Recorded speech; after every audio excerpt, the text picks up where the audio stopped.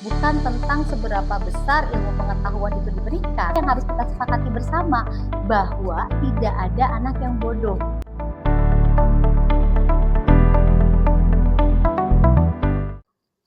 Assalamualaikum Aizpip. Welcome to LOL, Layer of Life episode pertama.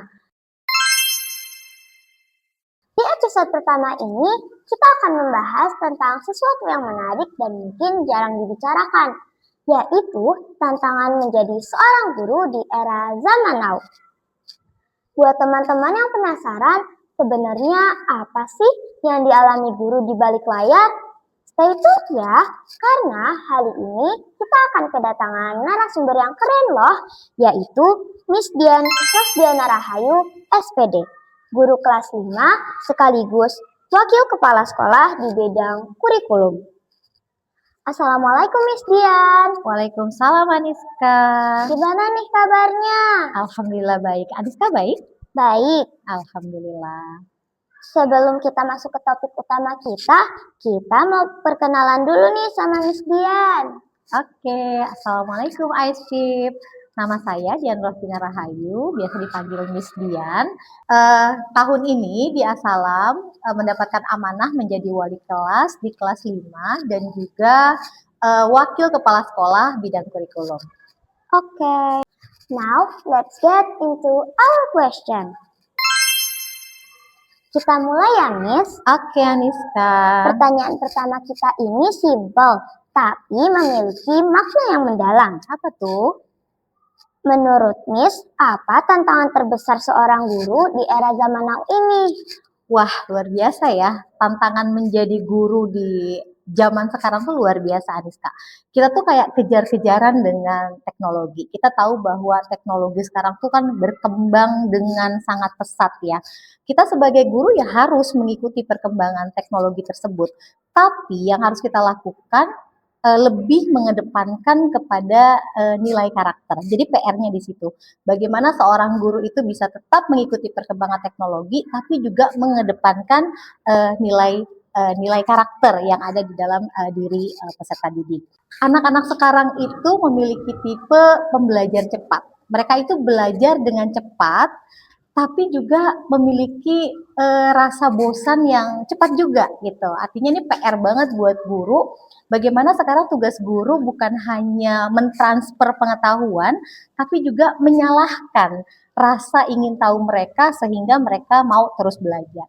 Miss Dian tuh selalu ingat ya kata-kata dosen Miss Dian dulu, bilang bahwa kalau mau jadi guru itu bukan tentang seberapa besar ilmu pengetahuan itu diberikan, tapi how to communicate, bagaimana seorang guru itu mampu mengkomunikasikan ilmu pengetahuan tersebut. Jadi itu dalam rangka menyalahkan semangat rasa ingin tahu tadi untuk anak-anak bisa terus berkembang dan belajar. Seperti itu, Aniska.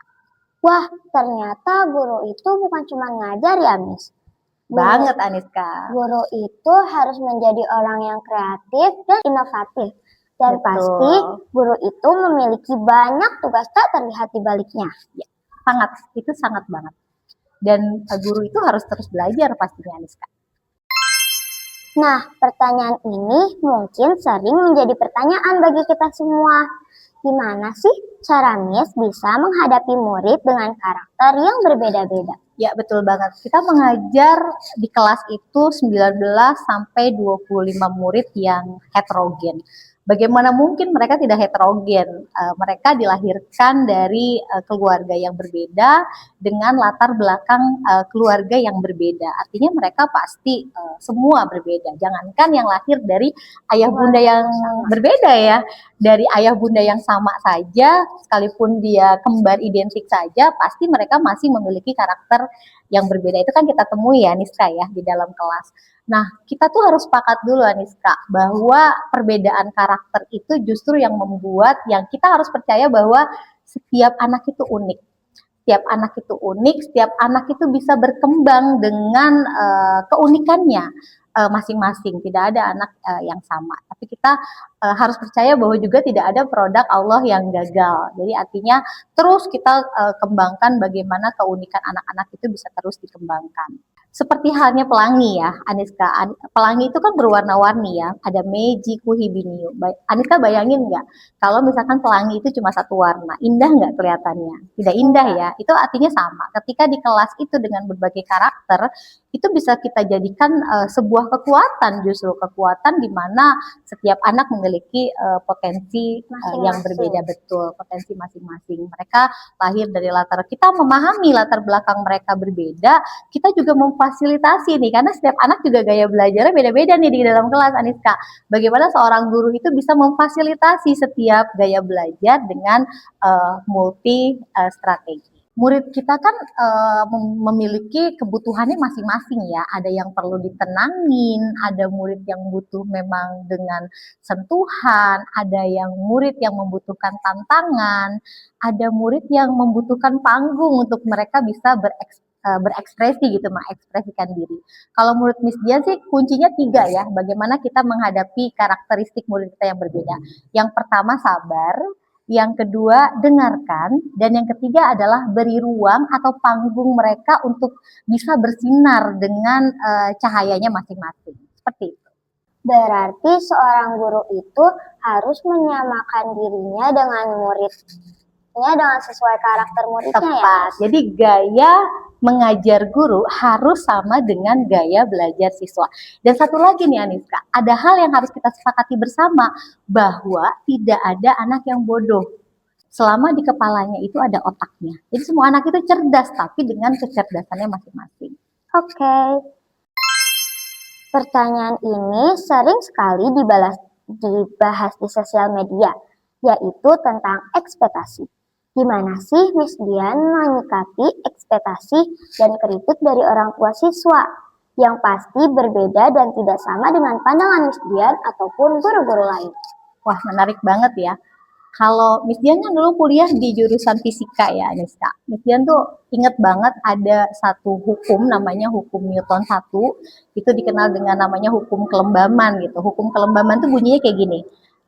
Sebuah benda yang bergerak akan tetap bergerak, akan tetap mempertahankan bergerak. Sebuah benda yang diam akan tetap mempertahankan dia diam. Yang bikin berubah adalah gaya dari luar.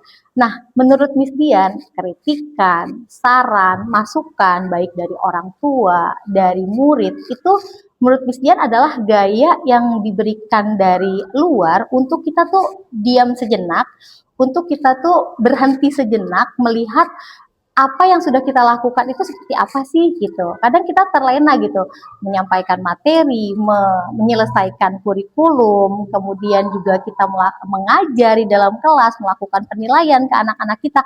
Tapi kita lupa untuk mengevaluasi, merefleksi diri yang kita lakukan itu sudah tepat atau belum. Jadi kritik, saran, masukan yang masuk ke kita itu kita jadikan sebagai sesuatu yang bisa mengembangkan justru apa yang bisa kita lakukan perbaikan untuk kedepannya. Ketika Miss Dian mendapatkan kritik, pasti yang Miss Dian lakukan pertama adalah dengarkan dulu kritikannya, lalu kita refleksi diri apa yang sudah kita lakukan dan apa yang harus kita lakukan untuk perbaikan. Itu sih Aniska. Dan jangan lupa komunikasi yang baik yang dari hati, karena dengan komunikasi yang baik itu pasti dengan sendirinya kepercayaan dari orang tua itu bisa kita dapatkan. Seperti itu Aniska. Setuju banget nih, guru dengan orang tua harus menjadi tim, bukan menjadi kompetitor ya. Betul banget Aniska. Pertanyaan selanjutnya mungkin sedikit sensitif. Wah, apa tuh Aniska? Tapi menurutku sekali-kali perlu dibahas. Pernah gak sih Miss Dian merasa burnout atau jenuh? Dan apa yang dilakukan ketika Miss mengalami hal tersebut? Guru juga manusia ya Aniska. Pastinya ada hal yang kadang membuat kita ngerasa jenuh, ngerasa bosan gitu.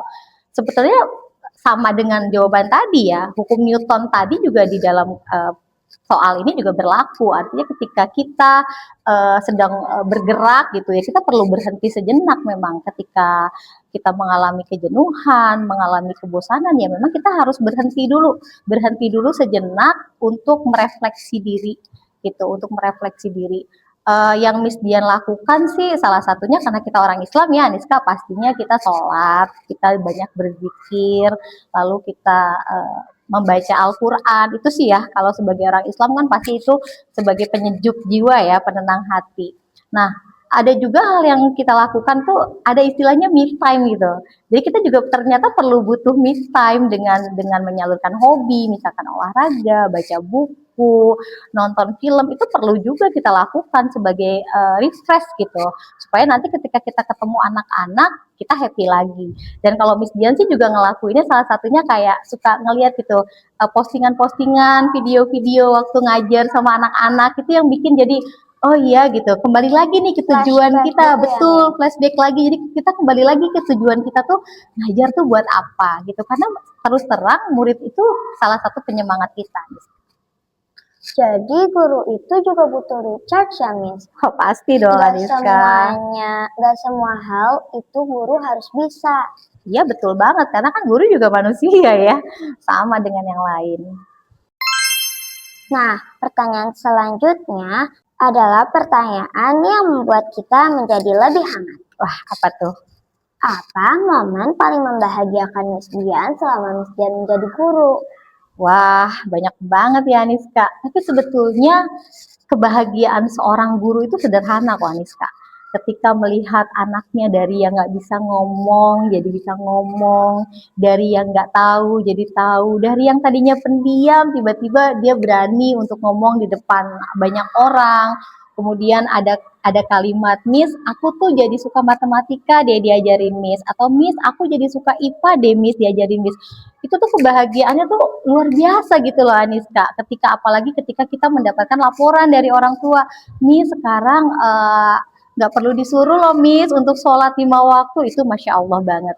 Nah untuk 10-15 tahun ke depan ketika kita bertemu lagi dengan murid-murid kita, kemudian kita melihat mereka dengan perkembangan yang luar biasa menjadi orang-orang yang ahli di bidangnya masing-masing, jadi dokter sukses, jadi pengusaha sukses, jadi pengacara sukses, dan lain-lain, itu merupakan sebuah kebanggaan Aniska. Sekalipun mereka udah nggak mengenal kita, tapi itu luar biasa. Itu adalah kebahagiaan dari seorang guru. Karena hasil dari pembelajaran itu bukan hari ini, tapi nanti di masa mereka, masa depan mereka. Seperti itu. Berarti Miss, perkembangan sedikit pun dari siswa itu menjadi momen paling membahagiakan dari seorang guru ya Miss? Sangat Aniska. Masya Allah, dari obrolan singkat ini kita bisa lihat bahwa menjadi guru itu bukanlah hal yang mudah, tapi penuh makna. Terima kasih juga untuk Miss Dian sudah berbagi insight dan juga pengalamannya hari ini. Sama-sama Aniska. Terima kasih juga untuk seluruh guru yang telah memilih untuk mendedikasikan hidupnya untuk kami para murid. Once again, thank you Miss for your inspiration. Hopefully we get. Kita bisa terus berbagi ya. Kita juga bisa terus berkolaborasi ya untuk membangun masa depan bangsa. Oke. Nah, untuk kalian yang punya pertanyaan lanjutan bisa drop di kolom komentar ya. Dan jangan lupa like, share, and subscribe supaya nggak ketinggalan episode Q&A berikutnya. See you on LOL berikutnya ya. Dadah! Assalamualaikum.